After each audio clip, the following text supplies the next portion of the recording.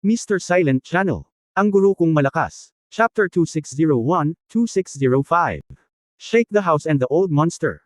Nang marinig ni Yang Yian ang boses na ito, naisip niya kaagad ang Panginoon ng Tiancheng.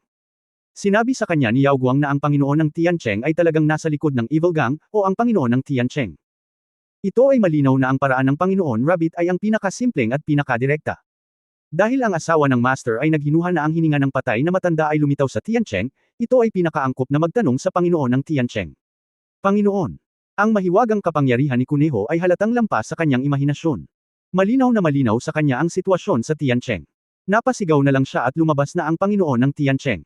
Alam siguro nitong Panginoon ng Tiancheng ang nangyari sa labas ng lungsod, kung hindi ay hindi magiging epektibo ang sigaw ni Lord Rabbit. Sa detalye, ang Panginoon ng Tiancheng na ito ay isang kaaway din, dahil sinabi ni Yao Guang na ang Panginoon ng Tiancheng ang nasa likod ng Evil Gang. Ang Evil Gang ay isang puwersa sa ilalim ng lupa na gumagawa ng lahat ng uri ng masamang bagay, at ang Panginoon ng Tiancheng sa likod nito ay natural na hindi isang mabuting ibon. Siyempre, itong patong lang ng window paper na hindi nabasag ng sinuman. Hindi alam ng mga ordinaryong tao na ang Panginoon ng Tiancheng ang nasa likod ng Evil Gang. Dati, pinatay ni Lord Rabbit ang hindi mabilang na tao gamit ang isang kaway ng kanyang kamay, kabilang ang pinuno ng Evil Gang. Ngayon ay inaabangan ito ni Yang Yiyo. Maninindigan ba ang Panginoon ng lungsod ng Tiancheng para sa Evil Gang pagkatapos niyang lumitaw? Kung talagang nanindigan siya para sa Evil Gang, madali itong harapin. Maari lang siyang patayin ni Lord Rabbit, at magkakaroon ng mas kaunting potensyal na kaaway. Gayunpaman, sa paghusga mula sa gulat sa kanyang boses, tila imposible. Hindi ko alam kung anong uri ng paglilinang mayroon itong Panginoon ng lungsod ng Tiancheng. Takot na takot siya sa dagandong ni Lord Rabbit. Anyway, mas mataas dapat ito sa God King.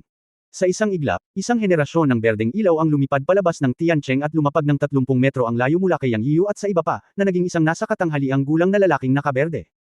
Ngunit yumuko siya kay Lord Rabbit gamit ang kanyang mga kamao. Junior Lord of Tiancheng City Ku Hui ay nagbibigay pugay sa nakatatanda. Don't say polite words, Junior. We are here to ask you a question. Sana makasagot ka ng totoo. Masama ang ugali ko. Mag-ingat ka na masampal kita hanggang mamatay. Bueno, si Lord Rabbit ay labag sa batas at dominante. Pawis na pawis si Yang Yian habang nakikinig dito. Hindi niya makita ang antas ng paglilinang ng Tiancheng City Lord sa lahat. Tinanong niya ang Rabbit Lord sa mahinang boses, ano ang cultivation level ng City Lord na ito, Rabbit Lord? Sinabi ng Rabbit Lord, ito ay ang antas ng paglilinang lamang ng isang mas mataas na antas ng God Emperor, na wala. Ang sagot na ito ay nagpaitim ng mukha ni Yang Yian. Ano ang ibig sabihin nito? Isang mataas na antas na God Emperor. Maraming tao ang hindi makakamit ang katayuan ng isang hari ng Diyos sa kanilang buhay, lalo pa ang isang mas mataas na antas na emperador ng Diyos. Hindi ito repolyo. Sa paningin ng Rabbit Lord, ang Xinyan City ay isang langgam, na talagang hindi makapagsalita si Yang Yian. Ang mga sulok ng bibig ni Ku Hui, ang Panginoon ng lungsod ng Tiancheng sa tapat, ay kumikibot. Bilang Panginoon ng isang lungsod at isang mas mataas na antas ng God Emperor, kadalasan ay mayroon siyang mentalidad na maging mataas sa itaas at nangingibabaw sa lahat. Kailan pa siya hinamak ng ganito? Hindi ito paghamak, ito ay isang hubad na pagbabanta at isang pangunahing paghamak. Ngunit alam ni Ku Hui na kahit sampilan siya ng kabilang partido, hindi siya maglalakas loob na lumaban ngayon, at kailangan niyang ngumiti. Walang paraan. Nakita at narinig niya ang lahat ng nangyari noon. Ito ang Tiancheng, ang kanyang teritoryo. Wala siyang maitago sa kanya. Mula noong nagsimulang tugisin ng Evil Gang ang isang batang lalaki na nagngangalang Yang Yiyo, hanggang sa oras na dumating ang Fire God King sa Tiancheng, nagsimula na siyang magbayad ng pansin, ngunit hindi siya nagpakita. Gayunpaman, ang sinabi ng matanda ngayon ay talagang natakot kay Ku Hui. Ang taong ito ay pumatay ng libu-libong Diyos sa pamamagitan ng isang kaway ng kanyang kamay, at ang dalawang dakilang Diyos, tulad ng pinuno ng Evil Gang at ang Fire God King, ay walang kapangyarihang lumaban. Nang maglaon, sinumpa niya ang emperador at pinagbantaan pa siya. Nagkaroon lamang ng kulog sa Nine Heavens, at pagkatapos ay walang tunog. Ipinakita nito na ang banta ng matanda ay talagang nagbanta sa emperador, at ipinakita rin nito na ang matanda ay talagang isang makapangyarihang tao. Sa paghusga sa kanyang tono, siya ay isang figure ng panahon ng emperador. Bilang Panginoon ng isang maliit na Tiancheng, natural na hindi niya kayang masaktan ang gayong tao. Siya nagmamadaling tumakbo palabas, at kailangan niyang maging magalang at hindi maglakas loob na maging pabaya. Alam ni Ku Hui na hindi niya kayang masaktan ng isang tao na sumisira sa libu-libong Diyos at dalawang dakilang Diyos at ng ahas na hamakin ang emperador. Kahit na mayroong mga tao mula sa masamanggang sa mga taong pinatay ng taong ito, hindi siya mangangahas na magkaroon ng kahit kaunting pagnanais na maghiganti, at hindi niya aminin na mayroon siyang anumang relasyon sa masamanggang, at kailangan niyang lunukan ang pagkawalang ito. Bilang karagdagan, naroon si Yang Yiyo, isang bata. Malabo rin siyang nakakuha ng ilang impormasyon tungkol sa kanya, at hindi niya kayang saktan siya. Ngayon gusto lang ni Kuwei na makita kung paano mabilis na umalis ang dakilang Diyos na ito sa Tiancheng. Ang gayong malaking Diyos ay hindi mapapalagay sa kanyang maliit na Tiancheng. Nang marinig ni Kuwei ang mayayabang na salita ng matanda, ngumiti siya at sinabi, "Senyor, mangyaring huwag mag-atubiling magtanong sa akin ng anuman. Sasabihin ko sa iyo ang lahat ng nalalaman ko. Matalino ka." Malamig na sumangot si Rabbit Lord, at pagkatapos ay sinabi kay Yang Yiyo, "Xiao Yanzi, mangyaring huwag mag-atubiling itanong sa akin ang anumang nais mong itanong. Huwag kang matakot na maglalaro ang batang ito." Ang mga naglalaro sa harap ng Rabbit Lord ay magiging abo. Isa na namang hubad na pagbabante iyon. Napakunot noo lamang si Kuwei, ngunit hindi siya nang ahas na magpakita ng anumang kawalang kasiyahan sa kanyang mukha. Napangiti din ng mapait si Yang Yiyo nang nakikinig sa mga salita ni Tuye. Inamin ni Tuye na siya ang kanyang young master, ngunit ngayon ay patuloy niya itong tinatawag na Little Yanzi, na nagpatawa at nagpaiyak sa kanya. Gayunpaman, wala siyang pakialam sa mga bagay na ito. Siya humakbang at tumanggo sa asawa ng amo. Naunawaan ni Tianji ang iniisip ni Yang Yiyo. Sa pamamagitan ng pagwagayway ng kanyang kamay, isang banal na liwanag ang nagpalapat sa imahe ni Yun Changxi. Tumingin si Yang Yiyo kay Kuwei at sinabi, "Nakita mo na ba ang taong ito? Nagpakita ba siya sa iyong Tiancheng?" Hindi sinabi ni Yang Yiyo na siya ang kanyang amo, na isa ring uri ng proteksyon. Naniniwala siya na hanggat nagpakita ang master, bilang Panginoon ng Tiancheng, natural niyang malalaman. Pagkatapos ng lahat, siya ay isang Divine Emperor at nakaupo sa isang lungsod. Siya ay kontrolado ng Panginoon ng isang lungsod. Siya ay may mahiwagang kapangyarihan. Bukod dito, pinamamahalaan niya ang isang malaking lungsod sa God Realm. Tiyak na magkakaroon ng mga hakbang sa regulasyon. Nakita ni Kuwei sa kabilang panig ang impluwensyang pinalapot ni Chanji. Nang marinig niyang nagsasalita si Yang Yiyo, gumaan ang pakiramdam niya. Mga tao pala ang tinatanong niya, hindi sa ibang bagay. Gumaan ang pakiramdam niya. Gayunpaman, siya ang Panginoon ng isang lungsod, kaya natural na hindi niya pinapansin ang mga taong pumapasok sa lungsod araw-araw. Gayunpaman, ang sinumang lumitaw sa Tiancheng ay mahahanap niya dahil mayroon siyang regulatory artifact sa kanyang kamay. Siya, sinabi, "Kailangan ko ng ilang oras upang suriin. Mangyaring maghintay." "Okay, maghintay tayo." "Gaano katagal?" tanong ni Yang Yiyo. "Kalahating oras," sabi ni Kuwei. Pagkatapos magsalita, ikanaway niya ang kanyang kamay at hinawakan ang imahe ni Yun Changxi na pinalapot ni Chanji. Lumitaw ito sa kanyang kamay, at pagkatapos ay ipinikit niya ang kanyang mga mata sa lugar, halatang sinusuri ang lihim na pamamaraan. Hindi nagmamadali si Yang Yiyan. Nang makita na ang Panginoon ng lungsod ay lubos na nakikipagtulungan, hindi niya nilayo na ipahiya siya sa Panginoon ng kuneho. Kalahating oras na lang daw, pero kung tutuusin ay 10 minuto pa lang ang lumipas.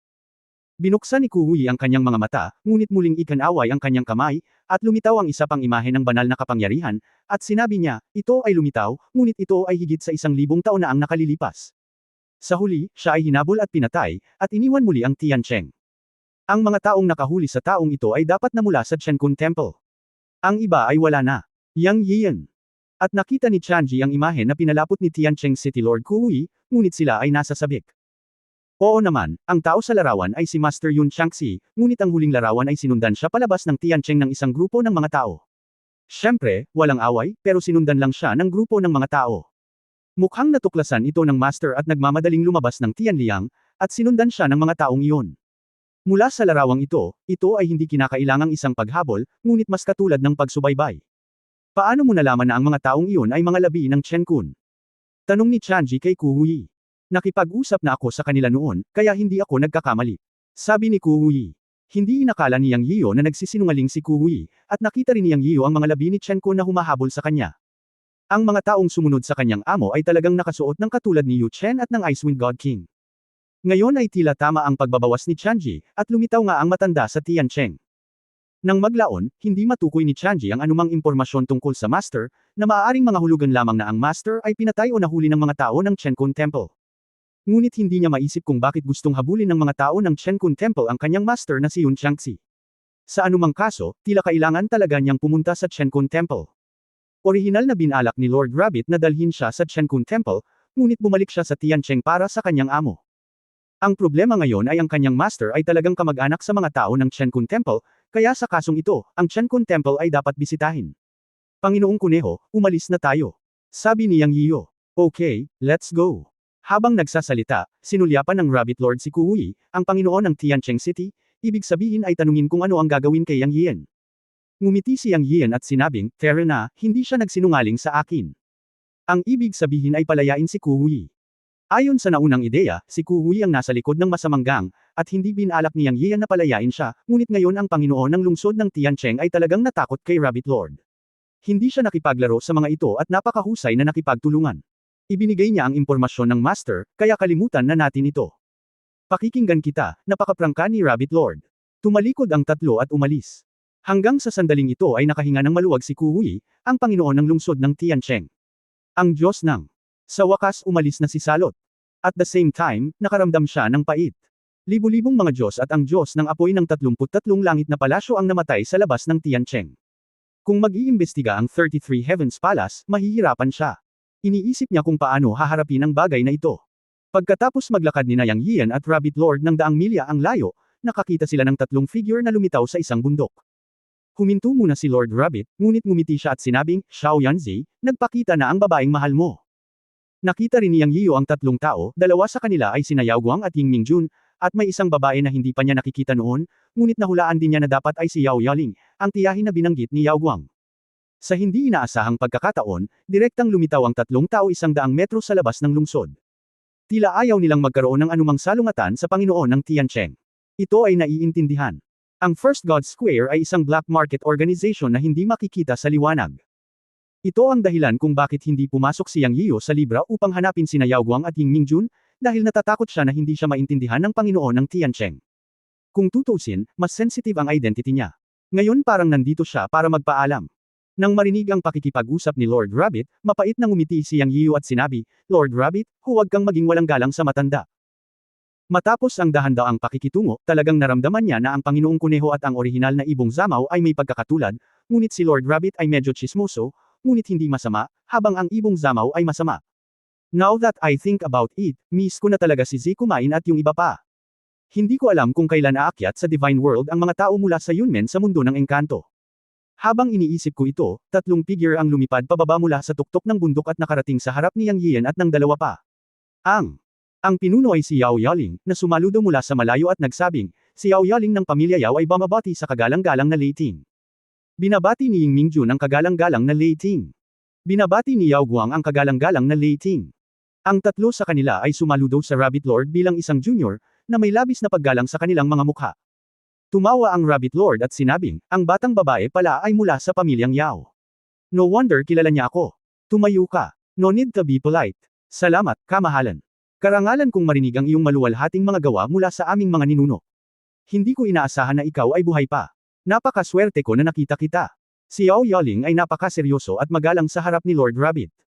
Bilang miyembro ng sinaunang pamilyang Yao sa God Realm, alam niya ang maraming lihim ng God Realm. Pagkabalik ni Yao Guang, sinabi niya ang tungkol sa nangyari kay Yang Yiu sa Demon Light Forest, at tungkol din sa pakikipagkita sa isang misteryosong malakas na lalaki na nagsasabing siya si Lord Rabbit. Bilang karagdagan, natural na naalarma siya sa eksena sa labas ng Tiancheng.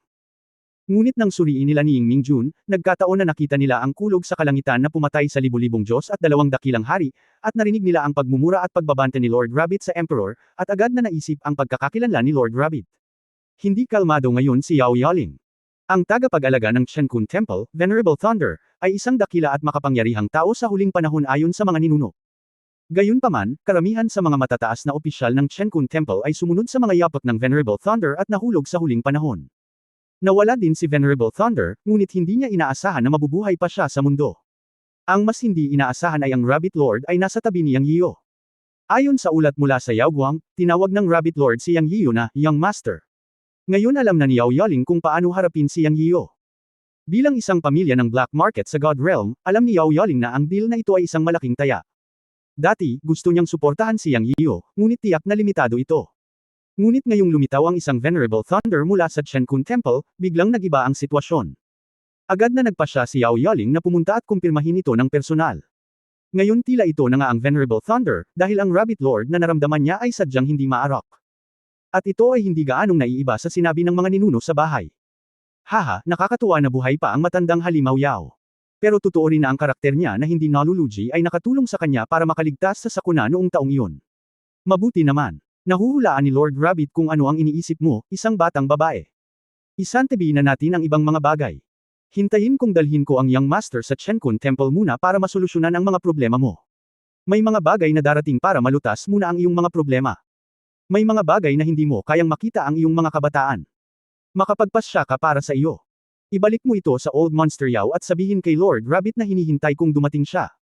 Inihagis ni Lord Rabbit ang isang banal na tableta kay Yao Yaling habang siya ay nagsasalita. Maraming salamat, kamahalan. Ako mismo ay pupunta sa ninuno upang magpaliwanag. Inihayag ni Lord Rabbit ang kanyang iniisip at patuloy na tinawag ang kanyang ninuno na matandang halimaw na Yao. Si Yao Yaling ay hindi nagalit. Sa halip, nasasabik siyang makuha ang banal na tableta ni Lord Rabbit. Kabanata 2602, Pintuang Daan ng Templo. Alam ni Yao Yaling ang mga detalye ng pagkakakilanlan ni Lord Rabbit. Ngayong mayroon na siyang banal na tableta ni Lord Rabbit, natural na alam niya kung ano ang aksidente. Ang malaking kalamidad ng huling panahon sa God Realm ay nakaapekto pa rin sa amin, at isang bagong panahon ang darating. Bilang isa sa mga dakilang pamilya sa God Realm, natural na kailangan nilang gumawa ng maraming paghahanda at pagsasaalang-alang. Ang hitsura ni Yang Yiyo at Lord Rabbit ay isang pagkakataon para sa Yao family. Huwag kang magpasalamat, salamat sa ating Young Master. Siya ang pagkakataon at pag-asa para sa kinabukasan ng iyong Yao family. Si Lord Rabbit ay hindi humanga sa pasasalamat ni Yao Yaling. Natigilan si Yao Yaling nang marinig niya ito, ngunit napagtanto niya rin na tama ang sinabi ni Tuoye. Siya ay humakbang pasulong at lumapit kay Yang Yiyo. Ngumiti siya at sinabing, narinig ko mula sa aking Yao Guang na si Brother Yang ay gwapo at pambihira. Ngayon nakita ko na ito ay totoo. Kuya Yang, ako ay tiyahin ni Yao Guang na si Yao Yaling. Nakinig si Yang Yiyo sa mga salita ni Yao Yaling at alam niya na ang babaeng ito ay mas maraming nalalaman kaysa kay Yao Guang. Katulad talaga siya ng malakas na babae na magaling sumayaw na may mahabang mangga sa wine bar sa Earth. Ang paglilinang ng kabilang partido ay isa ding hindi niya nakikita. Siya ay tiyahin ni Yao Guang, kaya natural na hindi nang ahas si Yang Yiyo na pabayaan siya. Mabilis na ikinumpas ang kanyang mga kamao at sumaludo, binabati ni Yang Yiyo si Senior Yao, at gusto kong pasalamatan ka sa iyong tulong sa paglalakbay sa Demon Light Forest. Alam niya na ang hitsura ni Yao Guang sa Demon Light Forest upang tulungan siya ay malamang na sinang-ayunan ni Yao Yaling, kaya tama na magpasalamat sa kanya sa sandaling ito. Ikaw, Yao Guang girl, ang tumulong. Wala akong masyadong ginawa. Dapat mas mapalapit ka sa Yao Guang ko sa hinaharap, nakangiting sabi ni Yao Yuling. Ito ay hindi gaanong tunog, ito ay isang mainit na salita lamang, ngunit kung iisipin mo ito ay isang napakamapanlikhang salita, na nagpahiya kay Yang Yiyo, ngunit ang kanyang sinabi ay tama, at siya ay seryosong nagsabi, syempre, si Yao Guang at ako ay nakaranas ng malaking sakuna ng buhay at kamatayan ng magkasama. Sa hinaharap, kung Yao Gayu ay magagamit ko ang aking makakaya, gagawin ko ang aking makakaya. Bagamat medyo nalilito si Yang Yiyo tungkol sa pag-uusap ni Yao Yuling at Tai, nahulaan din niya ang isang pangkalahatang ideya mula sa kanilang pag-uusap. Tila ito ay isang uri ng transaksyon sa pagitan ng pamilya Yao at ng Chenkun Temple sa hinaharap, at nilinaw ni Tai na sa kalaunan ay aasa ang pamilya Yao sa kanya, si Yang Yiyo, dahil inamin ni Tai na siya ang Young Master sa harap ni Yao Yuling. Ipinakita na nito ang kanyang katayuan, at si Yao Yaling ay isang matalinong tao, na agad na tumalikod upang bumuo ng isang relasyon. Pumasok si Yao Guang sa Demon Light Forest para tulungan muna siya, kaya may utang talaga siyang pabor sa kanya. Alam din niya na maaaring gusto ng pamilya Yao ng pangako mula sa kanya sa hinaharap, kaya ginawa niya ang pangakong ito. Gaya ng inaasahan. Lalong napangiti si Yao Yaling nang marinig niya ito, at naisip sa sarili, tulad ng inaasahan, siya ang magiging master ng Chenkun Temple at ang pag-asa ng mga asenso. Siya ay mabilis at matalino. Nalaman niya kaagad na ang gusto niya ay isang pangako. Mukhang tama na ang pamilya Yao na tumaya sa pangalawang anak, kahit sa ngayon. Pagkatapos ng ilang pagiging magalang, kinausap ni Yang Yiyo si Ying Mingjun. Ang dalawa ay matalik na magkaibigan anuman ang edad, at ngayon ang kanilang relasyon ay humakbang pa. Nang maghiwalay sila, nagpalitan sila ng ilang karanasan sa pagtitimpi at nagkasundo na magkita muli sa hinaharap. Sa wakas, naglakad si Yang Yiyo patungo sa Yao Guang upang magpaalam. Walang namamagitan sa kanilang dalawa, ngunit pagkatapos ng sinabi ni Yao Yaling at Tuye ngayon, nagkaroon ng kakaibang kapaligiran. Nang tumingin si Yang Yian kay Yao Guang, namula si Yao Guang, ngunit hindi alam ni Yang ang sasabihin. Ang mga salita sa kanyang labi ay naging isang pangungusap, aalis na ako. Well, take care of yourself. Kung may pagkakataon, babalik ako para hanapin ka. Sabi ni Yao Guang. Okay, pupunta ako sa Tiancheng para makita kang muli pagkatapos ng ilang bagay. Ito ay isang deal. Okay. Mas naging ambiguous ang atmosphere habang nag-uusap sila. Sa huli, tumalikod si Yang Yian, nagpaalam sa tatlong tao, at umalis kasama ang asawa ng kanyang amo sa likod ni Tuye. Habang nasa daan, hindi napigilan ni Yang Yian na tanungin si Tuye, ano ang sitwasyon ni Tuye Yao. Hindi niya maiwasang ma-curious kung tutuusin. Haha, akala ko hindi mo itatanong. Tumawa si Rabbit Lord at nagpatuloy, ang pamilyang Yao ay isang malaking pamilya sa God Realm noong huling panahon, at ang ninuno ay mula sa angkan ng mga ascendants. Ang katotohanan na maaari pa silang umiral ngayon ay nagpapakita kung gaano kahusay ang pamilyang ito. Ang pamilyang Yao ay isang negosyante, at nagnenegosyo sila sa black market, kaya marami silang mapagkukunan para sa paglilinang. Sa huling panahon, ginamit talaga ng Celestial Clan ang pangalan ng Great Tribulation para alisin ang maraming puwersa at malalakas na tao mula sa angkan ng mga Ascendants, at marami sa kanila ang bumagsak. Hindi dapat maliitin ang sinumang makakaligtas hanggang ngayon. Ang ninuno ng pamilyang Yao ay isang Diyos ng batas noong huling panahon, at ngayon ay malamang na mas makapangyarihan pa siya. Kasama pa niya ang Divine Lord Shenkun. Nagkaroon ako ng ilang pakikitungo sa pamilyang Yao. Sa totoo lang, may pabor ang Diyos sa pamilya Yao. Nais ng ninuno ng pamilyang Yao na dalhin ang pamilyang Yao, na hindi pa masyadong malaking pamilya noong panahong iyon, upang sumali sa Shenkun Temple. Pinahahalagahan din ng Diyos ang kapangyarihan ng black market ng pamilya Yao. Ipinanganak ang pamilyang ito para magnegosyo ng black market, at medyo natukso siya. Sa kasamaang palad, bago siya sumali, ang Celestial Clan at ang Ascending Clan ay nakipagdigma, at natapos ang usapin sa oras na ito. Bukod dito, mayroong hindi mabilang na malaki at maliit na puwersa ng pamilya na bumagsak sa mga taong iyon. Akala ko matagal nang nawala ang pamilyang Yao. Ngayon ay tila ang ninuno ng pamilya Yao ay nakaligtas sa sakuna ng huling panahon at naipagpatuloy ang pamilya Yao hanggang ngayon. Pambihirang tao talaga siya. Ang aking hitsura at ang iyong hitsura, ang hitsura ni Yao Yaling ngayon ay nagpapakita na ang pamilya Yao ay naaalala pa rin ang Shenkun God, ngunit sila ay isang pamilya ng kalakalan, kaya natural na hindi sila madaling magtiwala. Ang ilang bagay ay matutukoy lamang pagkatapos makita ang ninuno ng pamilyang Yao. Huwag madaliin ang bagay na ito. Ang matandang halimaw ay nakaligtas hanggang ngayon, kaya tiyak na hindi siya gagawa ng negosyong luji. Pagkatapos ng lahat, siya ay ipinanganak sa Ascendant Clan, kaya natural na ayaw niyang ang God Realm ay ganap na kontrolado ng Celestial Clan. Sa oras na iyon, ang kanilang pamilyang Yao ay malapit ng mapuksa.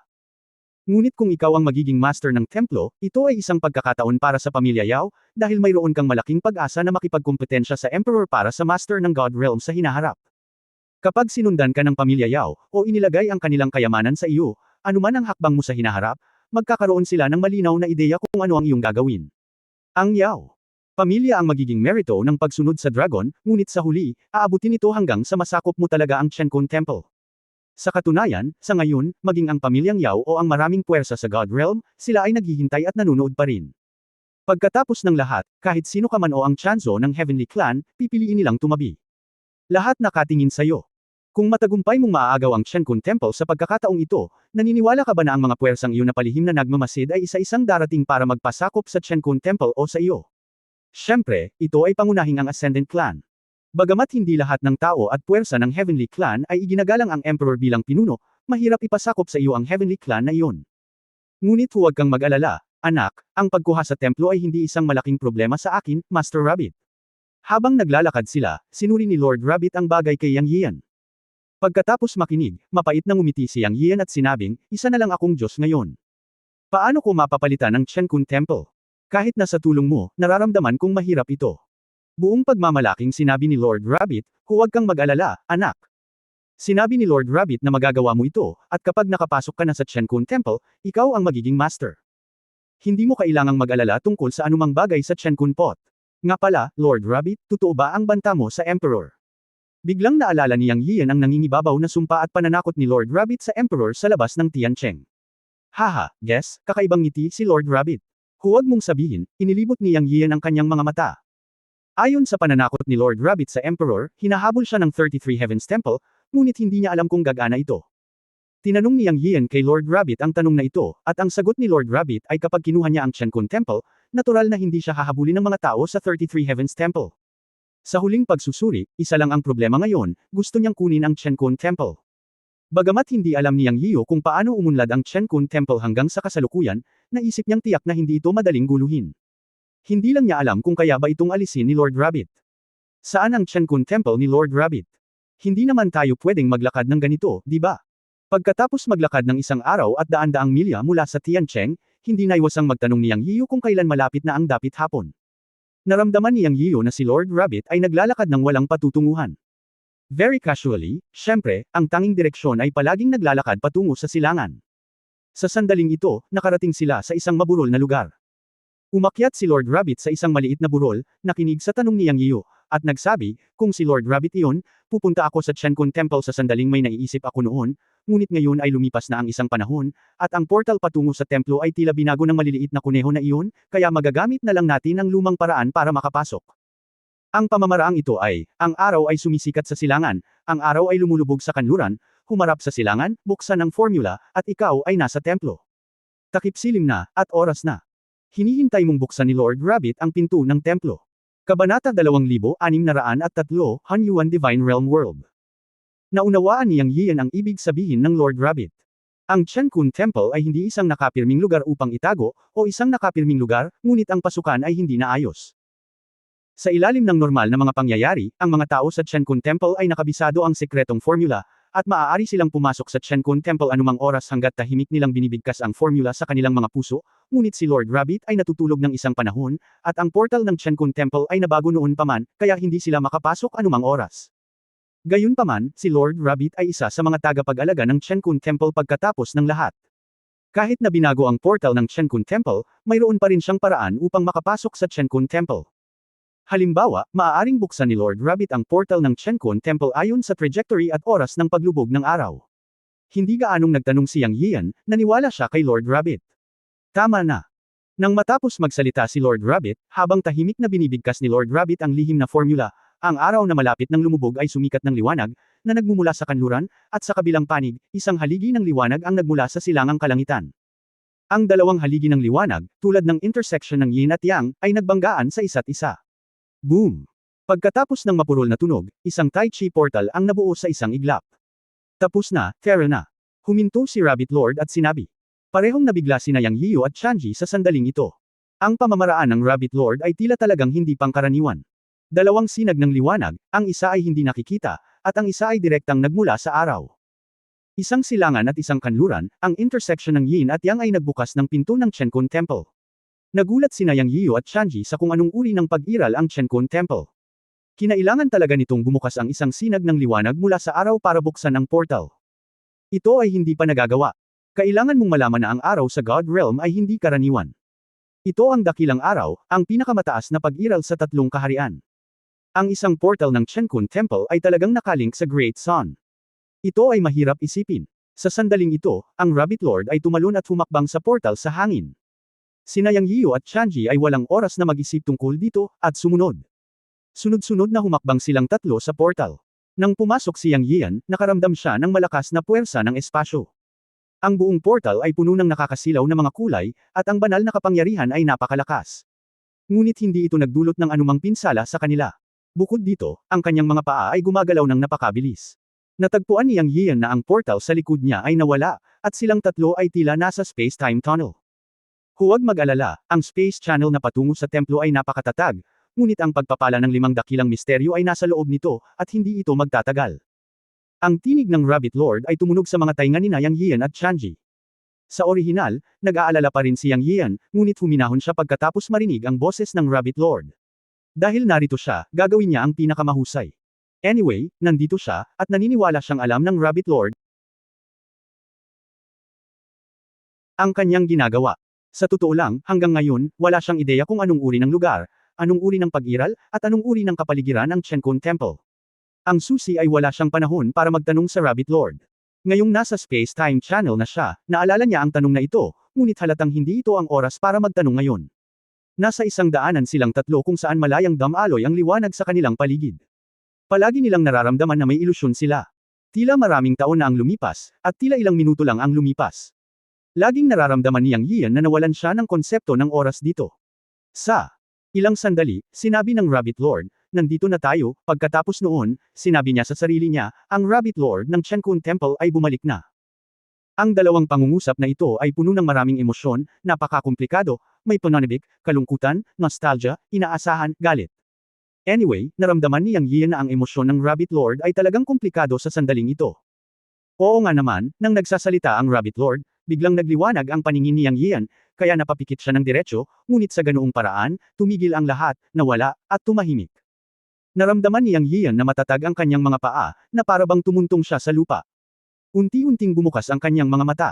Sa sandaling ito, ibang mundo ang nakita ni Yang Yian. Pero medyo natulala siya. Bakit pakiramdam niya ay bumalik siya sa Chenkun Pot sandali? Dahil ang kapaligiran na nakita niya ay halos kapareho ng espasyo sa Chenkun Pot, syempre alam niya na ito ay isang katulad na pakiramdam, at tiyak na hindi ito ang espasyo sa Chenkun Pot. Ang lugar na ito ay malinaw na mas malaki kaysa sa Chenkun Pot, at ang kapangyarihan ng banal na diwa ay 10 beses na mas malakas kaysa sa labas ng mundo. May mga bundok at tubig, at ang mga bundok ay napakalaki. Ang isa pang punto ay ang mga bulaklak, halaman at mga puno dito ay kapareho ng Renhuang Road kung saan siya unang pumunta sa Foxy. Karamihan sa mga bulaklak, halaman at puno ay may aura ng mga espiritu. Nasa open space silang tatlo na parang carpet ng mga bulaklak at halaman. Sa di kalayuan, may isang bundok na mataas sa ulap. Mula sa itaas hanggang ibaba, ang bundok na ito ay nahahati sa 9 na patong na makikita sa isang sulyap, at ang bawat patong ay may pangkat ng palasyo. Mula sa ibaba hanggang sa itaas, ang grupo ng palasyo ay unti-unting lumiliit habang ikaw ay umaakyat, at ang bundok ay lumiliit at lumiliit. Mayroon lamang isang palasyo sa tuktok ng ika-9 na layer ng bundok. Ang palasyong ito ay nagniningning ng banal na liwanag, at tila nagliliwanag sa buong mundo. Ito ay lubhang sagrado. Sa sandaling ito, naramdaman ni Yang Yiyu na ang Chenkun Pot sa kanyang kaliwang kamay ay talagang nanginginig at nagsimulang maglabas ng kumikislap na gintong liwanag. Gumagalaw ang kanyang puso, at halos sa isang iglap, alam niyang ito ang Chenkun Temple. Sa oras na ito, tumingin si Lord Rabbit sa buong mundo, bumantong hininga, at sinabing dahan-dahan, dito matatagpuan ang Chenkun Temple. Ito ay isang Hanyuan Cave. Pagkatapos makuha ito ni Lord Chenkun, nilikha niya ang Chenkun Temple dito. Ang core ay ang bundok na iyon, o ang templo sa tuktok ng bundok, na kilala bilang Chenkun Temple. Nasaan ang core ng buong mundo? Sa mahigpit na pagsasalita, pupunta tayo sa Chenkun Temple sa tuktok ng bundok. Siyempre, itong mundo dito ay puno rin ng Chenkun Temples. Saan ang pinakamataas na lugar? Handa ka na ba? Tumingin si Lord Rabbit sa pinakamataas na templo at tinanong si Yang Yiyu. Walang handa, at walang dapat ihanda. Matapat na sagot ni Yang Yiyu, dahil si Lord Rabbit ang boss dito, kaya itinuring niya ang kanyang sarili bilang toyo. Ito ang pugad ng Chenkun Temple. Hindi niya alam kung ilan ang mga amo at malalakas na lalaki.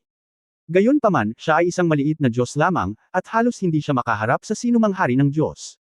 Ano ang masasabi mo sa paghahanda o hindi? Ngayon umasa ka na lang kay Lord Rabbit.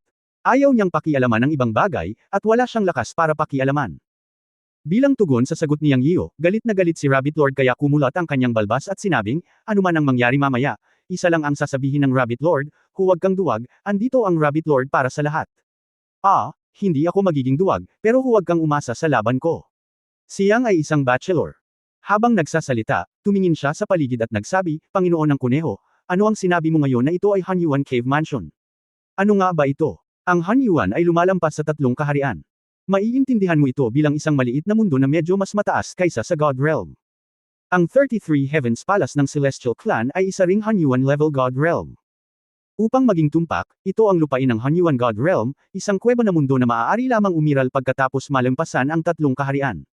Hindi ito ang Magic Weapon World na yung pinag-usapan noon. Walang paghahambing sa lahat. Mayroon lamang 2 Hanyuan God Realm na mundo sa buong God Realm. Ang una ay ang Chenkun God Temple, at ang pangalawa ay ang 33 Heavens Palace. So, naiintindihan mo ba anak? Tumingin si Rabbit Lord kay Yang Yiyu. Nalanghap ni Yang Yiyu ang malamig na hangin. Ang Hanyuan God Realm sa kabila ng 3 realms. Ito ay lampas sa kanyang pangunawa. Ito ba ay isang super space artifact? Naisip ito ni Yang Yiyan at sinabi ito. Natigilan si Lord Rabbit, pagkatapos ay tumango at nagsabi, talagang tama ang iyong pagkaunawa. Anuman ang pangalan ng Hanyuan Divine Realm o ang pangalan ng Hanyuan Cave Mansion, ito ay isang mundo sa kalawakan. Kaya lang napakataas ng level at sobrang stable ng Inner World. Kahit na masira ang God Realm, itong God Realm World ay hindi magkakagulo. Siyempre, may mga disadvantages din. Ang disadvantage ay ang Hanyuan Divine Realm World ng Chenkun Temple ay naayos at hindi maaaring alisin ng sinuman. Naririto na ito mula nang lumitaw ito, naayos sa oras at espasyo ng malaking mundo ng God Realm, at maaari lamang makuha at palabasin sa pamamagitan ng magic formula at ang natatanging token. Ngayon ay naunawaan ni Yang Yiyan na ito ay isang mataas na antas ng silungan, ngunit dapat mayroong may-ari, tama ba? Ngunit ito ay malinaw na pagkatapos ng may-ari ng Chenkun Temple, Chenkun God, ay namatay, ito ay katumbas ng pagiging walang ari. Sa pag-iisip nito, nagtanong si Yang Yiyan, ang Diyos ng Chenkun ay wala na rito, ang templo ba ng Chenkun ay katumbas ng isang bagay na walang may-ari? Oo at hindi. Sumagot si Lord Rabbit. Hindi ko maintindihan. Umiling si Yang Yiyan. Ang Chenkun Temple ay isang space world sa Hanyuan Divine Realm. Hindi ito makakatakas at hindi makagalaw, kaya walang makakaalis dito. Hindi ito isang divine artifact. Pagkatapos makuha o matuklasan ng Chenkun God ang lugar na ito, natural na siya ang may-ari ng lugar na ito, nakatumbas ng isang grupo ng mga tao na naninirahan dito at naging may-ari ng lugar na ito. Siyempre, ito ay para sa labas ng mundo. Kung tungkol sa loob, ang Chenkun Temple ay mayroong master, at ang master na ito ay si Chenkun God. Kahit wala na siya, ito pa rin ang kanyang templo, dahil narito ang mga taong iniwan ng Chenkun God na tapat sa kanya, palaging nagbabantay sa templo, naghihintay sa pagdating ng mga inapo ng Chenkun God, at naghihintay sa bagong may-ari na manirahan sa Chenkun Temple. Walang makapasok sa templo sa ikasyam na palapag. Tanging ang mga inapo ng Chenkun God ang maaaring makapasok. Sa madaling salita, basta makapasok ka, dahil descendant ka ng Chenkun Temple. Basta pagpasok mo saan na. Sa mundong ito ng Hunyuan God Realm, dapat makinig sa iyo ang bawat Diyos. Hindi ko alam kung ano ang nasa Supreme Temple. Tungkol sa kontrol ng mundo ng Hunyuan God Realm, marahil ang ikasyam na antas na Supreme Temple lamang ang makakapagbigay sa iyo ng sagot. Well, huwag kang mag-alala, anak. Pagdating dito, hindi ako naniniwalang may naglalakas loob na paikutan ang mga mesa. Kahit na ang Chenkun Temple ay hindi ang templo ng huling pagkakataon, ito ay talagang malungkot, ngunit pagkatapos ng lahat, ang 5 dakilang Diyos ng batas ay naiwan upang bantayan ito. Hindi ako naniniwala na ang 5 dakilang Diyos ng batas ngayon ay may pusong maghimagsik. Kahit meron, kaya ko siyang sampilan hanggang mamatay. Ang Chenkun Temple ay ang templo ng Diyos, hindi ang templo ng anumang Diyos ng batas. Ikaw na ngayon ang inapo ng Diyos, ang bagong henerasyon ng kataas-taasang Diyos. Ngayon, gusto kong makita kung gaano katapang ang mga matatandang lalaki, at kung paano sila maglakas loob na maglabas ng utos sa pangangaso laban sa iyo. Pinaikit ko ang mga mata ko at humakbang pasulong. Ang Chenkun Mountain sa aking paningin ay talagang malayo pa. Sumunod sina Yang Yian at Chanji, ngunit hindi napigil ang magtanong muli, ano ang antas ng iyong paglilinang, Master Rabbit? Maaari mo bang sabihin sa akin? Maaari mo ba akong paginhawahin? Habang papalapit sila sa Chenkun Mountain, mas lalong hindi mapalagay si Yang Yian. Lumingon si Master Rabbit at ngumisi, Master Rabbit, ang pinakamataas kong estado noong huling panahon ay ang Heavenly Dao Realm, at mayroong 3 antas ng hidaw. Tuwang-tuwa si Yang Yian nang marinig niya ito. Ang Heavenly Dao level na hidaw ay may 3 level, hindi ba ito ay kapareho ng Foxy Divine Emperor? Noong una niyang nakilala si Foxy, sinabi ni Foxy na siya ay nasa 3 antas ng hidaw, at si Emperor Zun ay nasa 4 na antas ng hidaw. Nawawala ang huli, at maaaring makamit ni Emperor Zun ang hidaw at oneness, masira ang Heavenly Dao Realm, malampasan, at maging Lord of the Divine Realm. Ngunit hindi ganoon kadali ang hidaw. Kahit na si Foxy ay nasa 3 antas ng hidaw, sinabi niya na maaari niyang pigilan si Emperor Zun. Ngayon talaga sinabi ni Master Rabbit na mayroong 3 antas ng hidaw sa Heavenly Dao Realm. Wow, maaari itong ituring bilang isang tunay na antas ng pyramid. Tuwang-tuwa si Yang Yiyo, ngunit bago siya naging masaya ng matagal, narinig niyang nagsalita muli si Lord Rabbit, pero ngunit noon, sinundan ni Lord Rabbit ang Chenkun God sa isang labanan at malubhang nasugatan. Nakatulog ako ng mahimbing at nagising lang. Ang aking kasalukuyang lakas ay nasa pinakamataas na antas ng Heavenly Law God Realm. Nang marinig ni Yang Yiyo na sinabi ito ni Lord Rabbit, lumubog ang kanyang puso. Pagkaraan ng ilang sandali, sinabi ni Yang na nakakunot ang noo, Master Rabbit, bilisan mo at manatili habang hindi pa tayo natutuklasan. Ikaw lang ang nag-iisang Diyos ng batas sa itaas na antas ngayon, at sinabi mo rin na ang Diyos ng Chenkun Temple ay nag-iwan ng 5 dakilang Diyos ng batas upang bantayan ang bahay sa huling panahon. Ngayon isang buong panahon na ang lumipas, 10-10 milyong taon. Sa napakatagal na panahon, ang 5 dakilang Diyos ng batas ay nasira na ng Diyos. Kung pupunta tayo doon ngayon, hindi ba't nililigawan natin si kamatayan? Kabanata 2604, ang tahimik na ambisyon ng Diyos ng kamatayan.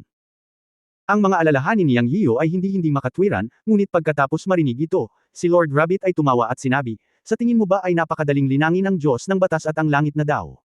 Hayaan mong sabihin ko sa iyo ang totoo. Noon, hindi mataas ang paglilinang ng 5 dakilang Diyos ng batas sa templo ng Chenkun. Gayunpaman, silang lahat ay mga bagong Diyos ng batas. Sinabi ng Diyos na Chenkun na 2 lamang sa 5 dakilang Diyos ng batas ang makakapasok sa kaharian ng langit na daw sa hinaharap, at ang 3 pa ay nasa pinakamataas na antas ng Diyos ng batas. Bagamat 10-10 milyong taon na ang lumipas, ang pagsulong sa antas ng Heavenly Dao ay hindi isang bagay na makakamit sa mahabang panahon. Ang Heavenly Dao ay may nakapirming numero, at hindi ito ganoon kadali. Mayroong bilyon-bilyong mga Diyos at Espiritu sa God Realm na nagsasanay, at ang ilan sa kanila ay walang pag-asa na maging isang Diyos ng batas, lalo pa ang isang Diyos na Emperador o isang Diyos na Panginoon sa kanilang buhay. Kaya ikaw bata, huwag kang mag-alala tungkol dito. Bagamat bumagsak ang aking paglilinang, kung talagang bulag ang 5 dakilang Diyos ng Chenkun Temple, marami akong paraan para harapin sila. Ang payat na kamelyo ay mas malaki kaysa sa kabayo. Tsaka hindi ako naniniwala na lahat ng 5 dakilang Diyos ay magre-rebelde. Maaaring hindi mo alam na ang 5 dakilang Diyos ay ang pinakatapat na mga subordinate ng Chenkun God noon. Kung tungkol sa iyong sinasabi na may humahabol sa iyo mula sa Chenkun Temple, naniniwala ako na maaari lamang itong isa sa 5 dakilang Diyos. Naniniwala ako na hindi alam ng iba. Kung alam nila, siguradong mag-oorganisa sila. Kaya, huwag kang mag-alala. Sa tulong ng Panginoon, walang makakapagpabaligtad sa mundo. Huwag kabahan. Ano ang kinakabahan ka? Hindi ako kinakabahan, at hindi mo kailangang kabahan. Master, may darating. Pinutol ni Yang Yian ang Master. Nakita niya ang ilang sinag ng banal na liwanag na lumilipad mula sa Chenkun Mountain sa di kalayuan. Dumating ka sa tamang oras. Matagal na tayong nandito at ngayon lang natin nalaman na ang Chenkun Temple ay talagang napakatiwangwang ngayon. Pinaikit ng Master ang kanyang mga mata at tumingin sa ilang sinag ng banal na liwanag na nagmumula sa langit. Sino ang lumalabag sa Chenkun Temple? Isang malakas na boses ang umalingaw sa buong mundo. Malamig na umungol si Lord Rabbit at tumigil. Hinintay niyang lumipad ang mga taong ito. Sa isang kisap mata, ilang figure ang nasuspine sa himpapawid ng higit sa 10 metro sa harap ni Lord Rabbit, Yang Yiyu at ang dalawa pa, na nakatingin sa ibaba mula sa itaas. Si Lord Rabbit ay labis na nalungkot. Sa isang malamig na singhot, lumitaw ang kulog mula sa manipis na hangin. Kaluskos.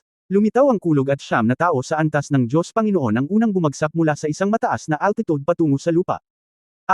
Ang siyam na Panginoon ng Diyos ay sumigaw, ngunit hindi sila patay. Alam ni Yang Yiyu na hindi sila pinatay ni Lord Rabbit, kung hindi ay naging abo na ang siyam na Panginoon ng Diyos noon pa man. Munting bastard, si Master Rabbit ay dumating sa kanyang sariling tahanan, at gusto pa rin niyang maging mayabang ka. Malamig na bamantong hininga si Master Rabbit, tinitigan ang siyam na Diyos na nakahandusay sa lupa at kinakausap ang kanyang sarili, pagkatapos ay tumingala siya at nakita niya ang building complex na kasing taas ng ulap ng Chenkun Mountain, at dahan-daang nagsabi, ang Thunder Guardian ng Chenkun Temple, Hunyuan Rabbit, ay bumalik. Nasaan ang 5 dakilang Diyos ng templo? Bakit hindi ka pumunta upang makita ako?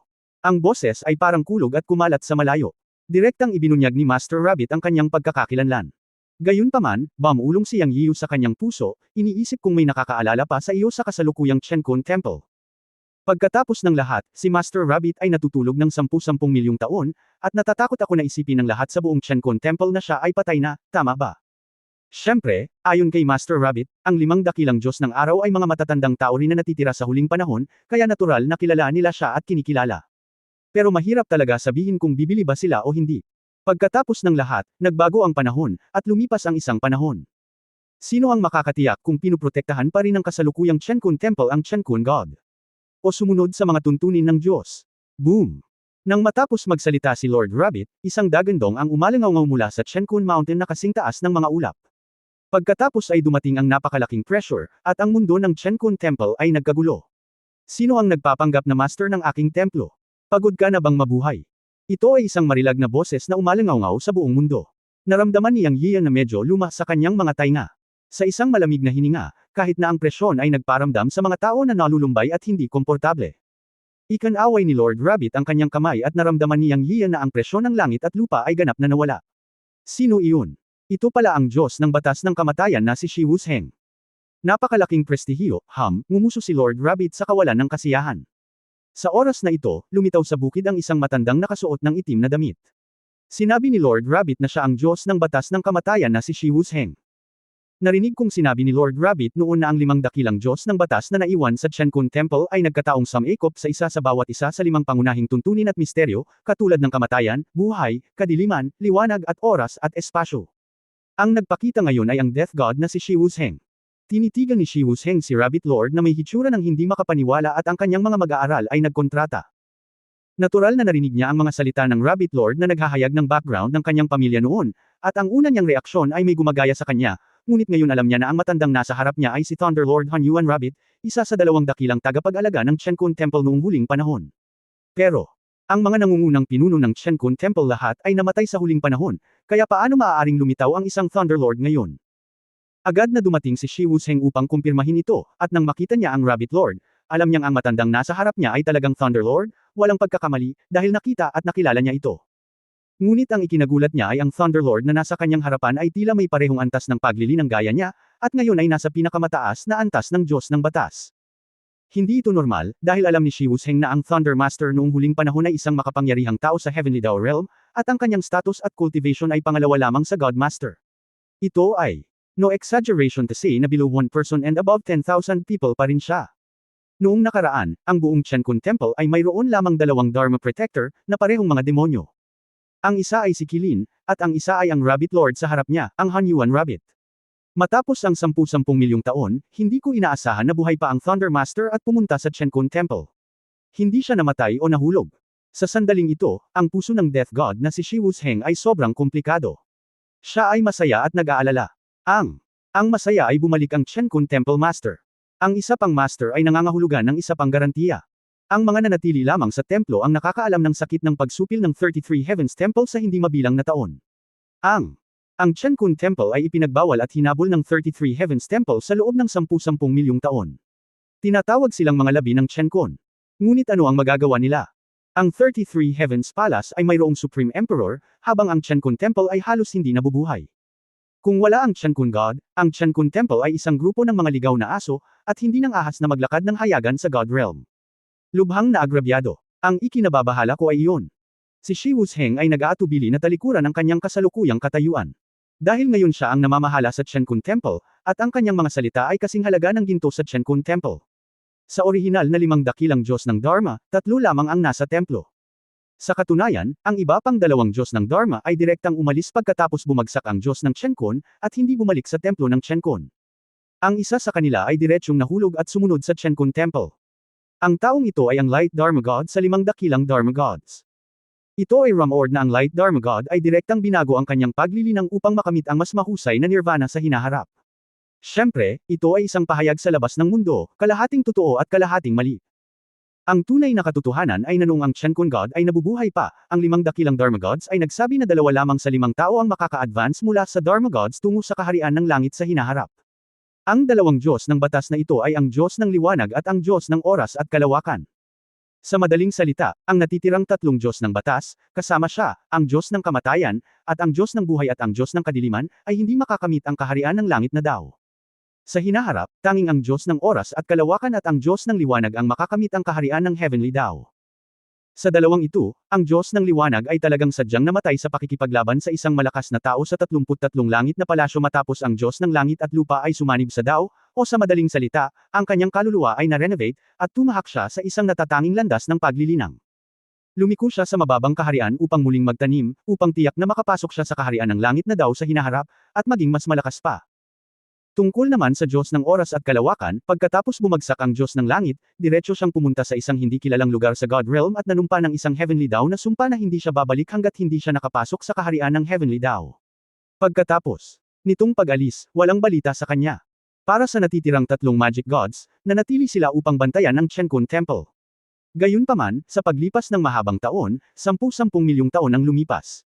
Ang 3 sa kanila ay lahat ay nilinang mula sa unang pangunahing Magic God Realm hanggang sa tuktok ng itaas na Magic God Realm, ngunit ito ay parang isang sumpa. Sinubukan na nila ang kanilang makakaya ngunit hindi pa rin makapasok sa kaharian ng langit. Ngunit walang umamin sa pagkatalo. Ang mga salitang binigay ng Diyos, bakit kayang abutin ng liwanag at panahon at espasyo ang kaharian ng langit sa hinaharap, ngunit silang 3 ay hindi. Sila ay lubhang ayaw sa kanilang mga puso. Bilang resulta, ang Dark Magic God ay umalis sa Chen Kun Temple daan-daang taon na ang nakalilipas upang makahanap ng pagkakataong umabant sa Heavenly Dao. Tinanggap na lang ng Life Magic God ang kanyang kapalaran at pumili ng isang lugar na may walang limitasyong tanawin sa Chen Kun Temple, ngunit direktang itinago niya ang kanyang sarili mula sa mundo at hindi nakilahok sa mga gawain ng Chen Kun Temple. Sa kasong ito, siya, ang Death Magic God, ang naging tanging pinakamalakas na tao sa Chen Kun Temple at isang pinuno. Sa hindi mabilang na mga taon, nakabuo siya ng isang pag-iral na iginagalang ng libo-libong mga Diyos. Natutuwa siya sa pakiramdam ng pagiging mataas, namumuno sa buong Chen Kun Temple, at ang kanyang mga salita ay sumusunod sa batas. Unti-unting nagbago ang puso ni Shi Wusheng. Ang 5 dakilang Diyos ng batas ay orihinal na mga Diyos ng batas na iniwan ng Diyos upang bantayan ang templo, naghihintay na lumitaw ang tagapagmana ng Diyos. Sa panahong iyon, natural na magiging maluwalhati muli ang templo, ngunit siya na lamang ang natitira sa 5 dakilang Diyos ng batas, at ayaw niyang tanggapin ito. Sa paglipas ng panahon, nasiyahan siya sa lasa ng kapangyarihan, at isang matapang na ideya ang lumitaw. Ang matapang na ideyang ito ay palitan siya. Pinalitan ang tagapagmana ng Diyos, nasira niya ang kaharian ng Diyos ng batas, nakapasok sa kaharian ng langit na Dao, at karapat-dapat na pinangasiwaan ang Chen Kun Temple at naging bagong henerasyon ng Supreme God. Matapos lumitaw ang ideyang ito, wala na itong kontrol. Matapos ang hindi mabilang na mga taon ng operasyon, isa-isa niyang pinaalis ang mga sumuway sa kanya sa templo, at bumuo ng isang pangkat na sumuko sa kanya. Ngayon sa Chen Kun Temple, milyon-milyong mga Diyos ang gumagalang sa kanya bilang master. Hayaan mo siyang isuko ang lahat ngayon, hindi niya magagawa ito ni Shi Wusheng.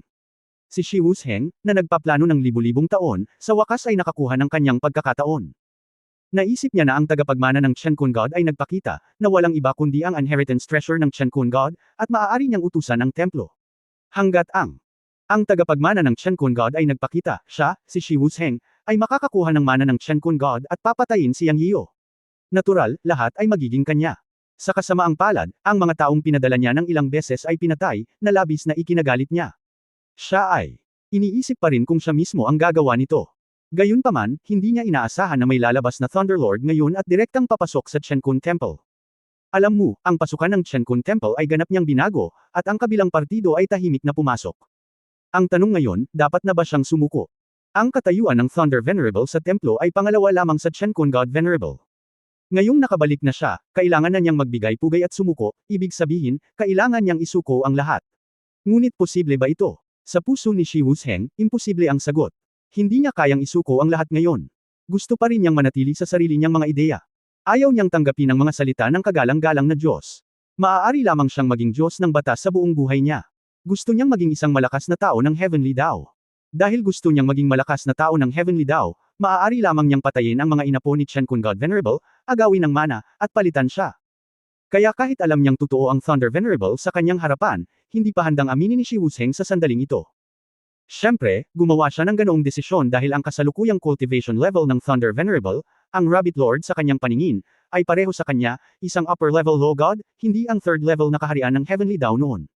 Alam ni Shi Wusheng na maaaring may nangyari sa Thunder Venerable, at ang kanyang kaharian ay bumagsak ng husto. Sa kabaligtaran, ito ay isang magandang bagay para sa kanya. Kung ang kagalang-galang na nakatayo sa kanyang harapan sa sandaling ito ay nasa antas ng Heavenly Dao, kung gayon maaari lamang siyang sumuko ng masunurin. Sa kasamaang palad, ang kasalukuyang kaharian ng Thunder Venerable ay isang Diyos ng batas sa itaas na antas. Isa rin siyang Diyos ng batas na may mataas na ranggo, at pinamamahalaan niya ang Chen Kun Temple sa hindi mabilang na taon. Ngayon, milyon-milyong mga Diyos ng Chen Kun ang sumusunod sa kanyang mga utos, kaya hindi dapat maging problema ang makuha ang Thunderlord. Sa oras na ito, tinitingnan ng Thunderlord Rabbit, pinaikit ni Shi Wusheng ang kanyang mga mata. Para naman kay Yang Yiyo at Chanji sa tabi ng Rabbit, automatiko niyang hindi pinansin ang mga ito, sa pag-aakalang sila ay mga lingkod lamang ni Rabbit. Kabanata 2605, Buhay Divine Jade Linglong. Ang Deathlaw God na si Shi Wusheng ay may pagkahumaling sa kanyang puso. Sa kanyang opinyon, siya rin ay para sa Chen Kun Temple, upang payagan ang mana ng Chen Kun God na patuloy na maipasa ng mas mahusay. Kaya gumawa ng desisyon si Shi Wusheng sa kanyang puso. Pagharap kay Tu Ye, ang Thunder Guardian ng Chen Kun Temple, binago ni Shi Wusheng ang kanyang mukha, sumangot ng malamig at napag-alitan, "Asshole, saan nanggaling ang lokong ito para magpanggap na Thunder Guardian ng aking Chen Kun Temple?" Tulad ng alam nating lahat, ang dalawang dakilang tagapag-alaga ng aking Chen Kun Temple ay bumagsak sa huling panahon. At ang aking tagapag-alaga ng kulog ay higit pa sa isang taong may makalangit na paglilinang, hindi bababa sa isang pag-iral sa kaharian ng langit, ngunit ikaw ay isang mataas na antas na tagapag-alaga, at naglakas loob kang magpanggap na tagapag-alaga ng aking templo. Halika, pumila at hulihin ang lokong ito. Nag-utos si Shi Wusheng, at ang buong bundok ay nagniningning sa banal na liwanag. Isa-isa, lumitaw ang banal na liwanag sa hangin, na sumasakop sa langit at araw sa isang iglap, at libo-libong Diyos ang pumaligid kay Yang Yiyo at sa dalawa pa. Ito ay kahanga-hanga at kakilakilabot. Tumibok ang puso ni Yang Yiyan. Tapos na ito. Ngayon sa lumang pugad ng Chen Kun Temple, itong Death God na si Shi Wusheng ay hindi naniniwala sa pagkakakilanlan ng Rabbit Lord. Posibleng mamatay silang tatlo dito ngayon. Talagang hindi mapagkakatiwalaan si Rabbit Lord. Ganito ang iniisip ni Yang Yiyan sa kanyang puso, at sinulyapan ang Rabbit Lord, ngunit natagpuan na ang Rabbit Lord ay may ngiti pa rin sa kanyang mukha, nang walang kaunting kaba. Sa pagharap sa Death God na si Shi Wusheng na kapareho niya, at sa mga siksik na Diyos na lumitaw, bawat isa sa kanila ay may pinakamataas na aura, at mayroong maraming malalakas na lalaki na higit sa antas ng God King. Magkasama, ito ay isang napakalaking puwersa. Hindi kaya natakot si Rabbit Lord. Ang puso ni Yang Yiyo ay mabilis na tumibok, at hindi niya maiwasang magtanong, ano ang dapat kong gawin ngayon? Mukhang hindi kakilala ng Death God na ito na si Shi Wusheng. Kuneho. Ngumisi, hindi naman sa hindi kanya kilala, pero nagbago na ang puso ng mga tao. Haha, mabuti yun, hinayaan akong makita ang mga problemang inilantad ng Chen Kun Temple kanina, para mas malutas ko ang hinaharap na kaayusan ng templo. Ngayon tila si Shi Wusheng ay walang alinlangan na gustong pumatay sa iyo, o sa pag-agaw sa iyo ng Diyos. Huwag kang mag-alala, ngayon gusto kong makita kung paano matatapos ang matandang ito na si Shi Wusheng. Haha, kung lahat ng 5 Diyos ay naririto, marahil ay maaari silang magdulot ng kaunting gulo sa akin, ngunit ngayon ay tila napakasama ng sitwasyon sa templo ng Chen Kun na umabot sa punto kung saan ito ay lampas sa imahinasyon. Kabilang sa 5 dakilang Diyos, ang liwanag at oras at kalawakan, na kinuwento ng Diyos, ay ang pinakamalamang na makakamit ang kaharian ng langit na daw, ngunit ngayon ang isa sa kanila ay bumagsak at lumipat sa paglilinang, at hindi alam kung makakabalik siya. Ang isa ay matagal nang nawala at pumunta sa hindi kilalang lugar upang magsanay at patunayan ng daw, at hindi alam kung siya ay buhay pa. Ang tatlo pa, ang Diyos ng buhay ay nasa templo, ngunit siya ang master na walang pakialam sa mga makamundong gawain, ang Diyos ng kadiliman ay direktang umalis sa Chenkun Temple at pumunta sa isang hindi kilalang lugar, at ngayon ay ang Diyos ng kamatayan na si Shi Wusheng. Haha, wala sa bahay ang tigre, ang unggoy ang hari, at sobrang ambisyosa. Parang gusto niya mismo maging Diyos. Interesting, interesting. Walang tensyon sa mga salita ng Rabbit Lord. Sa halip, binigyan niya si Yang Yiu o ang kanyang sarili ng briefing sa kasalukuyang sitwasyon ng Chenkun Temple. Nakinig si Yang Yiu sa mga salita ng Rabbit Lord, ngunit narinig niya na hindi sineseryoso ng Rabbit Lord ang Diyos ng kamatayan na si Shi Wusheng. Sa halip, nang sabihin niya ang mga salitang ito, ang kanyang mga mata ay puno ng kalungkutan at isang pahiwatig ng pinipigilang galit. Nakita ni Shi Wusheng, ang Diyos ng kamatayan, na walang pakialam si Lord Rabbit, ngunit nakikipag-usap siya kay Yang Yian sa isang nakaka-relax na paraan. Siya ay galit na galit at iwinagayway ang kanyang kamay at sinabi, patayin ang 3 baliw na ito na pumasok sa templo ng Chenkun. Patayin sila. Napakasimple ng ideya ni Shi Wusheng. Gusto niyang patayin ang Thunder Guardian na bumalik sa templo pagkatapos ng libu-libong taon at tumanggi na kilalanin ang kanyang pagkakakilanlan. Matapos siyang patayin, hindi mahalaga kung bumalik ang ibang mga Diyos sa hinaharap. Walang makakaalam. Anyway, ang taong namamahala sa templo ngayon ay ang Diyos ng kamatayan, si Shi Wusheng. Shi Wusheng, desperado ka na ba? Napag-isipan mo na ba? Gusto mo ba talaga akong patayin? Alam mo ba na gumagawa ka ng krimen ng pagsuway? Sa tingin mo ba ang kapangyarihan ng parusa ng templo ay para lamang sa pagpapakita? Mahinang sabi ni Lord Rabbit. Patayin, medyo nakonsensya pa rin si Shi Wusheng sa totoo lang, ngunit alam niya na ang templo ay ang pinakamataas na ikasyam na palapag ng templo, at tanging ang Diyos lamang ang maaaring magbukas nito at makapasok at makalabas. Kahit na alam niya na ang kapangyarihan ng templo ay may kapangyarihan ng parusa na maaaring magwasak sa langit at lupa, at ito ay ginamit ng Diyos upang pigilan ang bawat Diyos sa Chenkun Temple, ngunit ang Chenkun God ay matagal nang bumagsak. Sino ang maaaring magbukas ng templo at gumamit ng kapangyarihan ng parusa upang parusahan siya? Kahit ang Thunder Guardian Venerable ay hindi ito magawa. Nagpa siya si Shi Wusheng at ayaw nang magsabi ng kahit ano pa kay Rabbit Lord. Anyway, siya lang ang naruroon na nakakita sa Thunder Guardian Venerable. Ang iba pang ilang mga Diyos ng batas ay wala na, kaya sino ang makakaalam? Pagkatapos, mabilis na pinatay ang Thunder Guardian Venerable, ipinagpatuloy ni Shi Wusheng na ipaalam sa Chenkun Temple na maaari niyang pamunuan muli ang mga Diyos ng templo sa kaluwalhatian sa hinaharap. Sa katunayan, ang kasalukuyang Deathlaw God ng Chenkun Temple ay isang tao sa kanyang salita. Sa pamamagitan ng isang utos, ang mga Diyos sa langit ay sumambulat na may banal na kapangyarihan at akmang sasalakayin ng Rabbit Lord, Yang Yiu at Chanji. Sa sandaling ito, iniisip ni Yang Yiu na maaari niyang kunin ang Rabbit Lord at ang asawa ni Master Chanji at itago sa Chenkun Pot. Bagamat malantad ang Chenkun Pot, wala siyang pagpipilian sa ngayon. Kahit na iniisip niya na mayroon lamang isang Death God na may parehong lakas tulad ng Rabbit Lord, maaari niyang itali si Rabbit Lord. Kung mayroong langit na puno ng mga Diyos, silang tatlo ay napapaligiran ng iba. Pagkatapos ng isang alon ng pag-atake, wala silang kahit katiting na lakas na lumaban. Sa halip, makakatakas sila sa pamamagitan ng pagtatago sa Chenkun Pot. Kung tungkol sa problema ng paglantad sa Chenkun Pot, wala siyang masyadong pakialam. Gayunpaman, sa sandaling ito, isang malambot na boses ang umalangaw sa buong venue. Tumigil ka. Boses ng isang babae. Sa kataas-taas ang kamahalan. Kasabay nito, ang kalangitan ay puno ng berdeng liwanag, nagmumuni-muni, ngunit pilit nitong pinigilan ang banal na kapangyarihan ng 10,000 mga Diyos sa kalangitan. Ha, napakalakas ng sigla. Aktibo na sana ni Yang Yiu ang Chenkun Pot, ngunit narinig niya ang boses ng babaeng ito, at pagkatapos ay naramdaman ang walang katulad na sigla, at hindi napigil ang mapasigaw. Halata na may dumating na isa pang dakilang Diyos. Haha, sa wakas lumabas na rin siya. Itong batang babae na ito ay ganoon pa rin ang personalidad tulad ng dati, tahimik at hindi palaban, pero may meslan pa rin ang puso, nakikita ang lahat, at kapag oras na para kumilos, hindi niya hahatakin ang kanyang mga paa, hindi siya nagbago. Sabi ni Lord Rabbit sa kanyang sarili, na may makapal na ngiti, at ang kanyang kalooban ay bumuti ng husto. May hula rin si Yang Yiu sa sandaling ito, at hindi naiwasang magtanong, maaaring si Lord Rabbit ang Diyos ng buhay. Oo, ang Diyos ng buhay na si Yulinglong ay nagpakita sa templo ng Chenkun, at walang pangalawang babaeng Diyos ng buhay na maaaring linangin ang paraan ng pamumuhay. Ang babaeng ito ay nakagawa ng mabuting pag-unlad at naabot ang rurok ng Diyos ng buhay. Nakangiting sabi ni Lord Rabbit. Lord Rabbit, narinig kong sinabi mo na tutulungan tayo ng Diyos ng buhay na si Yulinglong. Hindi maiwasang magtanong ni Yang Yiu. Ano sa tingin mo, Haha, huwag ka nang makipagtalo, panuurin mo na lang ang palabas. Oy, bukod kay Yulinglong, ang babae, nandoon din ang masamang Diyos na nagbalik. Masigla ang mga ito, haha, Shi Wusheng, tingnan natin kung ano ang maaari mong gawin, hindi maipaliwanag ni Lord Rabbit. Narinig muli ni Yang Yian ang pangalan ng isang masamang Diyos. Mula sa tono ng Panginoong Kuneho, tila isa pa siyang dakilang Diyos. Sa sandaling ito, tanging nanalangin si Yang Yian sa kanyang puso, umaasa na narito siya upang tumulong, ngunit hindi upang patayin siya. Nagbago ang mukha ni Shi Wusheng sa sandaling ito, at tumingin siya sa langit.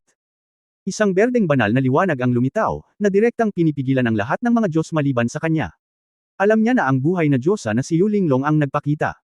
Hindi ba't laging kasama ng templo ang babaeng ito? Ngayon ay tumalon siya. Ano ang ibig sabihin nito? Nagkaroon na ng masamang premonition si Shi Wusheng.